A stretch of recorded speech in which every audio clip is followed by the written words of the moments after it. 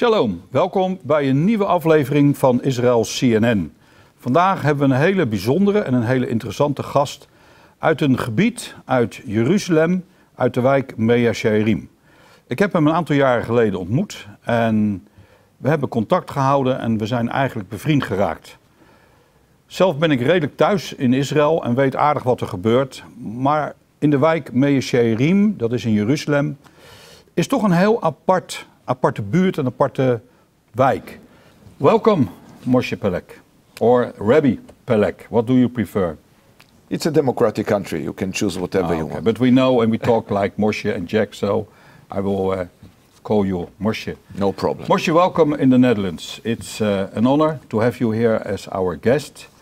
But it's for you special and it's for us special that this is in a way the first time that you are coming and to speak for non-Jews. Is that correct? That's correct. First, I like to talk about the neighborhood where you are living. Mea Shearim is a neighborhood in Israel.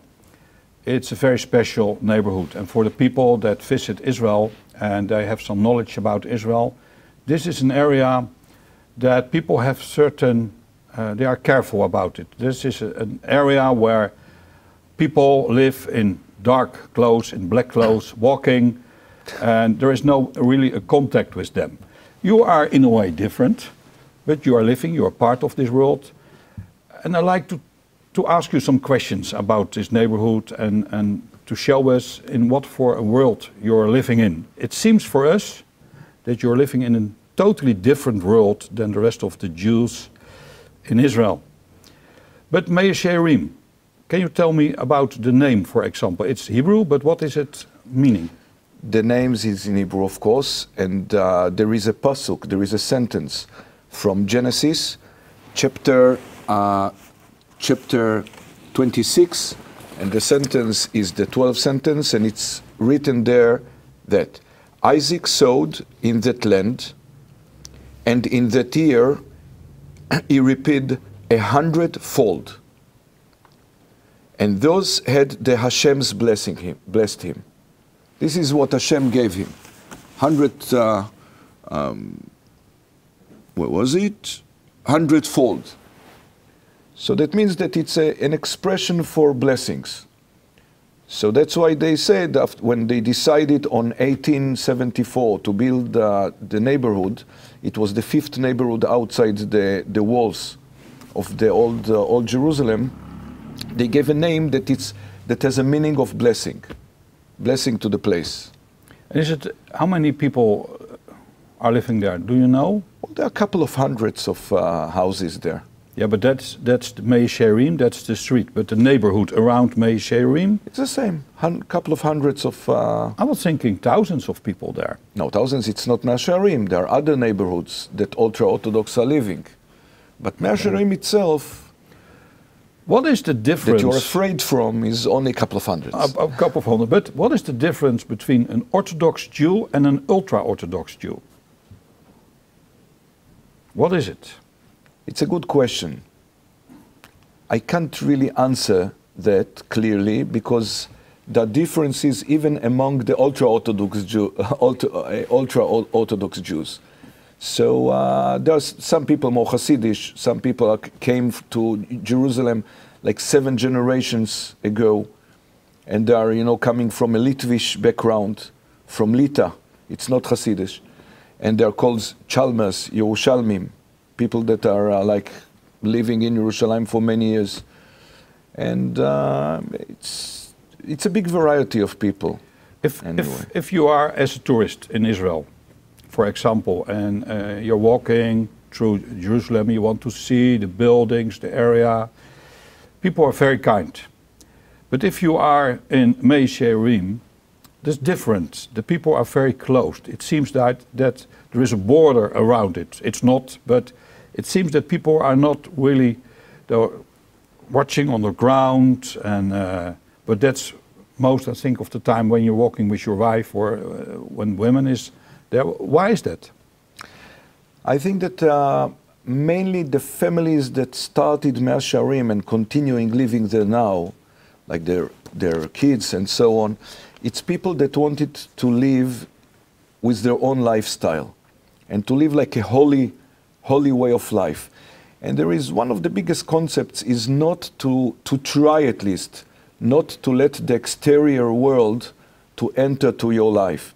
Like for instance, right now there is a very big battlefield against the cell phones, the smart cell phones, not to bring internet home, not to bring all the rubbish that is coming from outside. Like even groups that are coming, sometimes you hear cursings and, you know, like not nice words that are talking. And you want to raise it's people that wants to raise their kids, you know, in a more pure environment, to give them good education, that they'll become, you know, like delicate people with values, Torah in their heads, and that they will not have wish to go out and, you know, to get lost like this generation. And is that a success?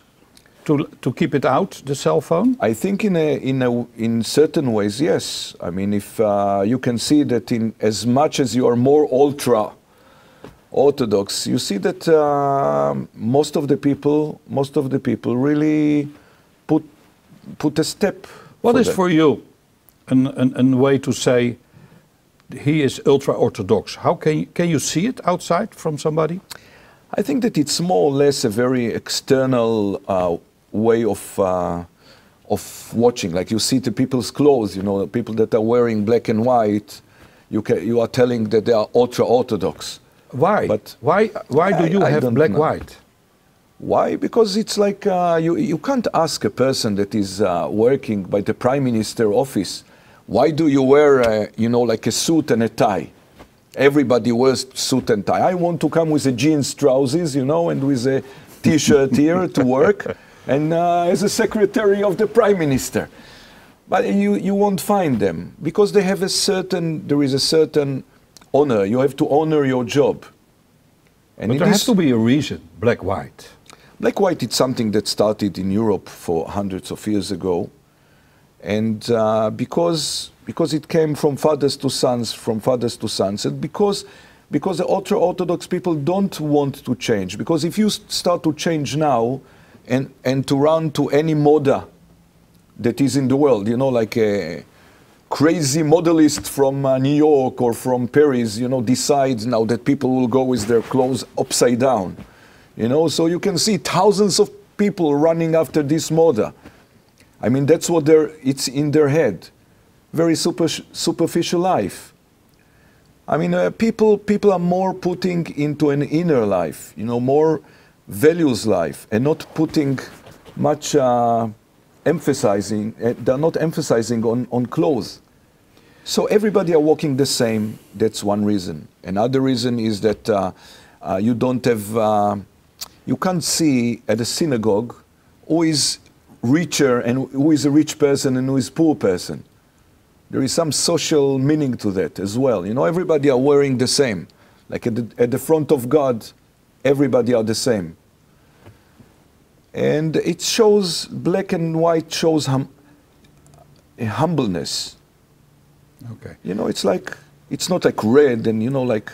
And I have heard that there are different groups from different rabbis, very famous rabbis or important rabbis, and you can see that you are part of this group of the head. Is that true? Yes. So if you see somebody walking, you can see, if you check his head, you know, this is somebody from this group. More or less, yes. And how is the relation between Mea Shearim and the different groups? Mea Shearim is not one group, by the way. No, it's a neighborhood. I know, but you can there are different groups. But how is the relation between the groups? I think mostly okay. Mostly okay. Yeah. Okay.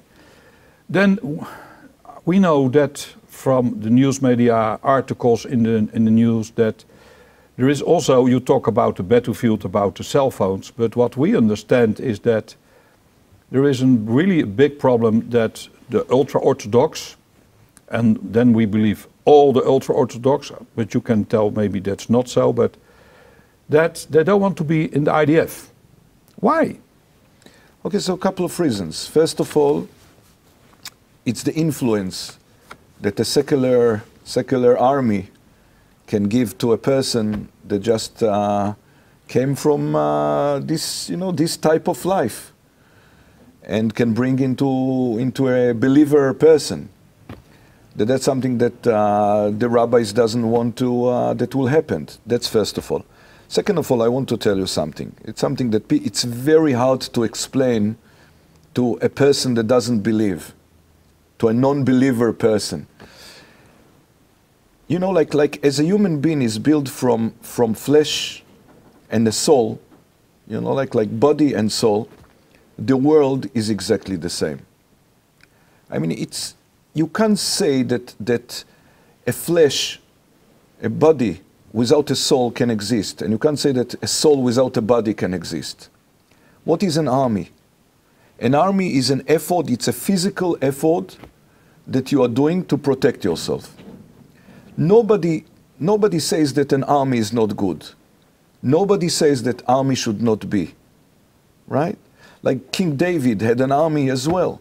I mean, when he needed to protect himself, he had an army. But it says at the sentences, at the Torah, the Bible, it says that he took his people and he divided them for two. Half of them went to guard and to fight, and half of them were sitting and learning. And the commentaries are explaining why. The commentaries said that if not those who are fighting, right, those who were learning couldn't learn. And if not those who were learning, those who are fighting can't be protected. What does it mean? It means that there is power to the words. There is power to prayings. There is power to learn Torah, for the learning of Torah. Now, it's something that it's very hard to explain to people. What does it mean, a power? How can a praying or a learning of a guy, right, a religious guy, in Jerusalem can affect a soldier in Lebanon, at the Lebanese border? How can it save Jews that are sitting near the border in kibbutzim and in towns from not being hurted? Very hard. But it's exactly like I can't take, for instance, your thoughts and make a video film out of it and show the people. You see, wow, he's thinking. But thoughts, thinking is real. You can't say it's not exist. Now, if you learn books, like Hasidic books and other books, Kabbalah books, you understand what does it mean, a thought, what does it mean, words? How can it affect you? When you are saying a word, it affects. There is one of the biggest scholars called Hachafetz Chaim. Hachafetz Chaim wrote a book about saying bad words about others, like gossip, for instance. Yes. Very important book that plenty of people are learning this book. And he said something very, very, very unique, that maybe in its time people didn't understand it really. He said that when, I'm just giving it an example, he didn't write it in these words, but he's saying like this. He said that if one person is telling bad things to his friend that is standing here about a third person that maybe right now is in New Zealand, and let's say that accidentally, whatever, right? Accidentally, that person in New Zealand is going to die after 5 minutes. Chafetz Chaim says 3 people are getting hurt. The person that spoke, the person that heard, and the person that will never hear what was talked about him. So you can ask, what's going on here? Science fiction. Really, really science fiction. How come? So maybe you can understand that if a person is speaking bad about another person, it affects his own soul. That's also written in the book of Proverbs. Right. Words can be killing. Words can kill. Yeah. But we have to understand how. So when you are dealing with bad things, you yourself, it affects your soul. The person that hears the gossip, he himself, receives it. Something is remaining in him, even if it was not planned to hear. So if you turn this, but Just like then, yes. But the third person that is not here now, and you will never know what was talked about him. How does this person that is 10,000 kilometers from Netherlands now, how does this person will get hurt? So Chafetz Chaim gives actually a very, very strong concept. He says that, like for instance, there is a concept in science of a law that keeps material in nature. For instance, if you take water and you freeze it, yeah, right, under zero degrees, you get ice. If you boil it, it becomes gas, right? If this gas, like clouds, right? If this gas is happening to find a cold temperature, it becomes water again, right? It becomes rain. I mean, but the material remains. Chafetz Chaim says, actually, that all this room now that we are sitting in, actually it's like radio waves, right? If I told you 500 years ago that a small plastic box will speak, you'll say, what? You know, you'll call quickly an ambulance and take me to a cuckoo house. You know, because be careful, people can't. Otherwise, we are going to do it now. But now we understand that all this space here is full of radio waves. You don't see it. You can't see it. But you know that if you have a machine, you know, that broadcast, and you have a machine to receive this length of waves, like the cell phone. Like the cell phone, for instance, exactly, like radio itself, you know. So you can hear voices. If you watch into the cell phone, you won't see the person that sings there, or the person who is talking. But that's the radio waves. So Chafetz Chaim says the same with gossip, you know. Like the words that is getting out from your mouth remains in the world and has an impact. It has impact on society, on life. And that's exactly like praying of a religious person or learning Torah, that we believe, and we know it's not a belief, it's knowledge. We know that such a thing is affecting, it's protecting people. How does it come? You have to sit and to learn for a couple of years for that. If there is, for example, if there is a war, is there in your community, are people going to pray for the soldiers? Is there a moment? Are there special prayers? What a question! When there was the last war, Tzuk Eitan, you know, like Gaza? In Gaza, for instance, everybody, Orthodox, ultra-Orthodox, secular people, everybody together are joining to help soldiers and to help. It's not only even praying, everything. If it's helping with supplies, food, everybody are doing something to give warm clothes sometimes. Another thing is that, and that has connected with this, is that in Israel it's also a fight about that there's going a lot of money to the ultra-Orthodox communities, not only Mea Shearim, but in whole Israel. There's so much money going, but they're not having a job, they're not working. They're only going to a yeshiva or for a Torah study or Talmud study. And this is really something what is a lot of Jews irritated that this happens. What will be your short answer? What will be your explanation to them? If you're talking with them and they're saying, why are you not working like me? My dear friend, you are living 100 years ago. It's a huge legend. I'm happy to hear it. But you wanted to hear a short answer? I want to That's hear the it. answer. Yes. It's a legend. That's first of all. Second of all, there are part of the ultra-Orthodox people that are sitting and learning. And it's my right, if I believe that their learning is a blessing for the all Jewish people and the whole world, by the way. I myself, I'm donating, I'm giving some money to places that that I want to help, those who are sitting and learning from morning till night and living in with a very, very poor, level of life, and they are dedicating themselves for learning. If I really believe that this learning is helping the Jewish people and the Gentiles as well, and the world itself, I'm giving this money because it's actually helping me as well. So that's your answer. Yes, and it's my right to do it. But can you understand that secular people are irritated?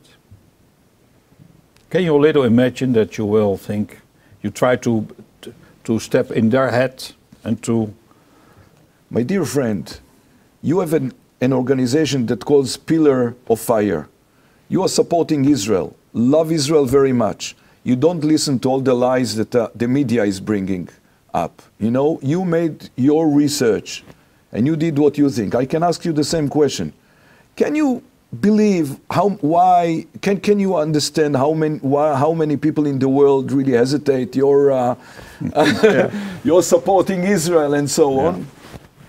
Yeah, I mean, you can't. Okay. I mean, it's truth is truth, fake is fake. Before we finish this meeting, can you tell short and explain, because this is the first time that you came out of your world, your box, okay. and met people like us, no, I met people that are not religious before, but to stand with tens of people and to speak. Why are so many ultra-Orthodox afraid for us? Because it's the same story. It's not because they're afraid from non-Jews only. They're afraid from any influence that can take their life and ruin it. So they're more suspicious. They're more closed. They want to be sure that you're not going to put any harm, to plant things in the new generation's heads. So they are keeping themselves, more secure. And is there also... But it's only maybe 4% from the ultra-Orthodox people, by the way. It's only in these neighborhoods that you mentioned. Yeah, but there are more neighborhoods in Israel. Yeah, but most of the ultra-Orthodox people are much more open to the world. Is there a change? Is there a change? There is a change. If you ask me if the change is positive or negative, that's another question. But there is a change. You can't say that it's always a positive change, if you understand what I mean. For example, if people watching this program and they decided, interesting, we are going to visit Mea Shearim and we want to talk with people, how will people react on tourists? I think that it depends. I took you to a small tour and we entered to places, to houses, and you saw that people welcomed you very much. I'm changed. Yes, yes. My attention, my way of thinking about Mea Shearim is changed. Yes, I agree. But it's maybe because I took you there. Yeah. Because they knows me and they have confidence at me. So they knew that if you are my guest, you are okay. A question what's also interesting for us.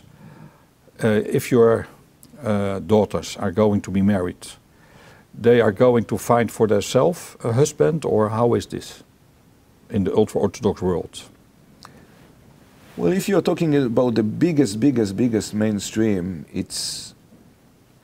we know that if you check results of marriages today that people found by their partner to life, you see that in a couple of places in the world, the rate of divorcing is something like 135%. When you ask people how come 135, I mean, there is only 100%. So there are people that divorced 2 times and got married 3 times sometimes. So today it's like, changing a woman is like changing your socks sometimes. That's the approach. And many times when young people are meeting, they see a beautiful boy at the front of their eyes. He has a nice motorcycle, and he's smiling and he's so charming. So that's the boy I would like to marry. But actually, when you check if their manners, if their culture, if their if they really have the same inclination. If it fits, you see that it doesn't. But it's only the exterior charm that attracted them. Now, all of us builded families, right? I mean, I have a family, I have 11 kids, right? So we have knowledge, which tools do you need to bring with you for a happy marriage life? Which kind of woman you need that will fit exactly your inclination, your feelings, your way of thoughts. So parents that have experience of how to build a good, successful life, you know, are much more wiser than the small young kids. So what we are doing is we are looking, we are checking very well before we are proposing, checking about, like, for instance, if somebody is calling me, I have a suggestion, a boy for your daughter. I said, okay, can I get please numbers? I'm getting numbers from principals, from teachers, from friends, and I'm making a very deep investigation. That's what we do if we want to have somebody for a company, not for... Exactly. So company is more important than to build a family life, right? Yeah. Okay, so that's exactly I've never heard fantastic. So that's exactly how we are doing it. And after we find out that it can fit, I meet, for instance, the boy that is the candidate for my daughter. And if I see that it can work, we introduce them together, they're going, meeting somewhere. And from this moment, it belongs to them, to their decision. Okay. It's they, not, of course, they make can decide. the end decision if they are going further. Sure. If they want, if they like each other, so they decide to meet again and again, you know, until they say yes. If not, they are coming and saying, it's not for me. Fine.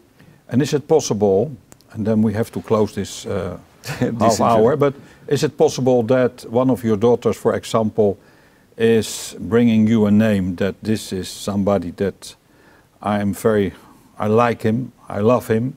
Is that possible? Let's put it this way. I think that is a different way to say no. No, I mean, you can't say no. I mean, it depends who is my daughter. Like, if the kids really listen to the wisdom of their parents, and that's how the biggest majority are, and they respect our wisdom, they will be willing to listen to our advices. Okay. Now, if they are not, and they decided to take responsibility for their lives into their hands, and they are coming, so what can I do? So I'll meet the person, and I'll see if the person fits my daughter, so fine. And if not, I'll tell her, look, I don't think that it's a proper suggestion, and, you know, do whatever you think. Moshe. Yes. Time is running. We need to close this program. I am very impressed and to see something what's going on in your world. Okay. It's new for us, and I think for a lot of people that are watching this program. Daar, Rabbi, for what you're sharing with us. Thank you. Thank you very much. Thank you. Okay.